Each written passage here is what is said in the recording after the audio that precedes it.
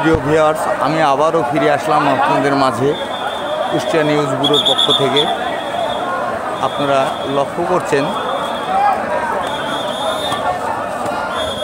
কুষ্টিয়া এখন সাধারণ যে সমস্ত বিক্ষোভকারীরা রয়েছে, এক দফা এক দাবির প্রেক্ষিতে যারা বিক্ষোভ সমবেত হয়েছে, বিক্ষোভে ছাত্রছাত্রী অভিভাবক সহ তারা পুরা শহর দখল করে নিয়েছে। কুষ্টিয়া শহর এখন দখল, কিন্তু এখন পর্যন্ত কোনো হতাহতর খবর পাওয়া যায় নাই। এখন 2টো বাজতে যাচ্ছে প্রায়।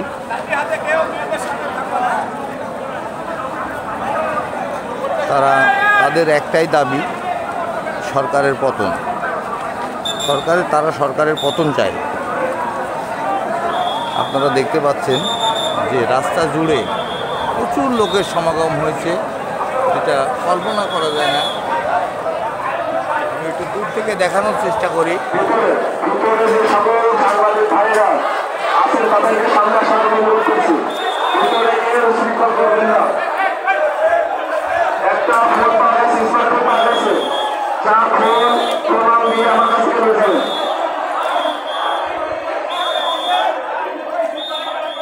বিক্ষোভকারীরা, আন্দোলনকারীরা তারা কুষ্টিয়া ঝাউতলা মোড়ে অবস্থান করছে, সেখানে অবস্থান নিয়েছে এবং সেনাবাহিনীরা তাদেরকে নিবৃত্ত করার চেষ্টা করছে, বিক্ষুব্ধ না হয়ে শান্তশৃঙ্খলভাবে যেন আন্দোলন করে। অন্যদিকে শোনা যাচ্ছে যারা আরেকটি আন্দোলনকারী গ্রুপরা তারা এনএস রোড থেকে মজমপুর গেট পর্যন্ত এসেছে।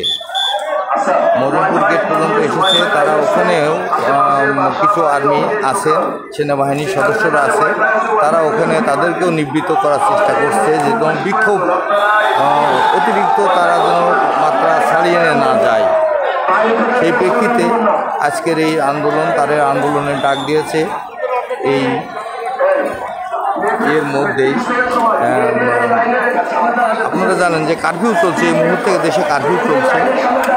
এই কারফিউকে ভঙ্গ করেও তারা, এই বিক্ষোভকারীরা মাঠে নেমে পড়েছে। প্রিয় দর্শক,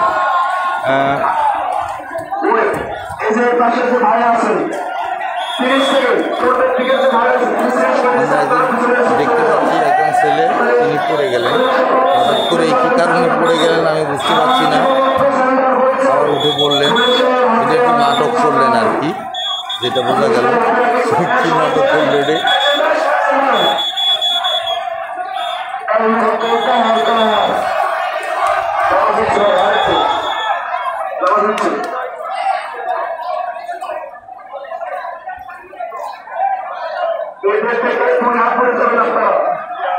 মূল রাস্তার দুই পাশেই কিন্তু অবরুদ্ধ।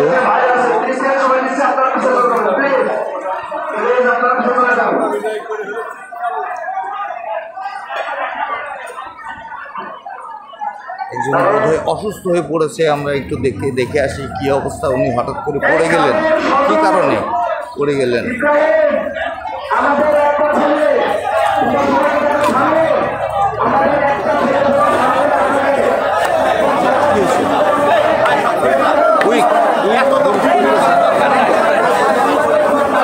শারীরিক সমস্যা?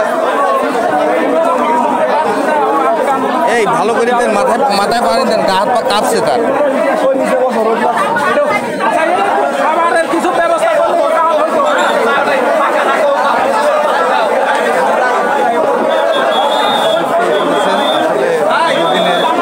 আন্দোলনের জন্য তারা শারীরিকভাবে অনেকে দুর্বল হয়ে পড়েছে, এটা আমরা দেখতে পাচ্ছি।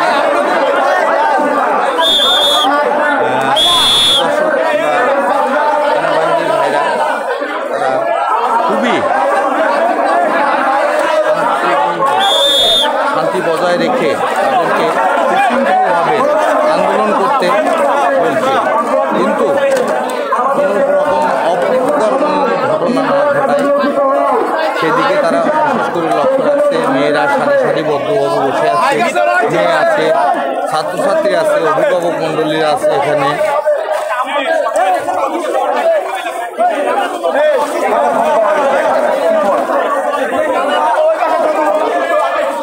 এই মুহূর্তে কি চান?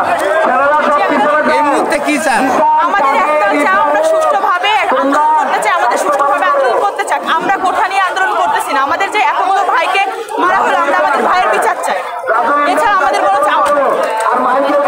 আমাদের ভাইয়ের বিচার দিতে না বলে তার জন্য আমরা সরকারের এখন পতন চাচ্ছি। তাছাড়া আমাদের কোনো চান নেই। তিনি যদি আমাদের ভাইদের যদি মৃত্যু যদি হচ্ছে বিচার যদি দিত, তাহলে আমরা সরকারকে এইভাবে বলতাম না যে তিনি পতন হোক। কারণ তিনি আমাদের যে জাস্টিসটা আমাদের সেটা দেয় না। আমাদের কারণ ইচ্ছা নাই, নিজের প্রাণের সবার হয়ে আছে, কারণ ইচ্ছা নাই যে নিজের বুক পেতে গুলির কাছে দাঁড়াবো। আমাদের কিসের জন্য আজকে বুক পেতে গুলির কাছে দাঁড়াতে হচ্ছে?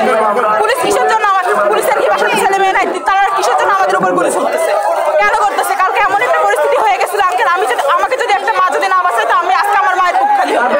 কেন আঙ্কেল এগুলো কেন?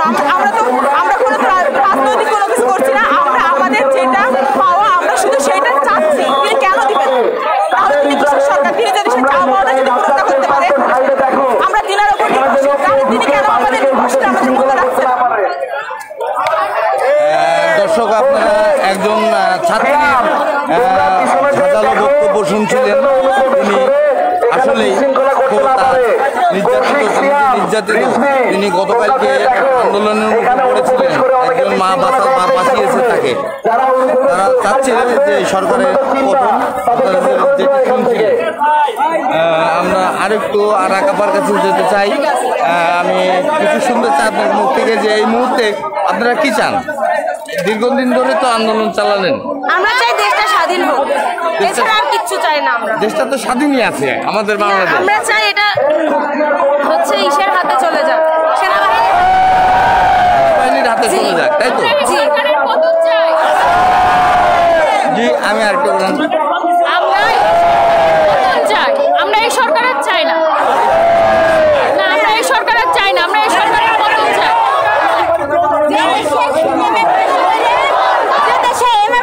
রিক্সা চালাই, সরকারের দরকার নেই। রিক্সা চালাতে যেতে পারে, দোকানে দরকার হয় না। রিক্সা চালানোর জন্য না দোকানদারি।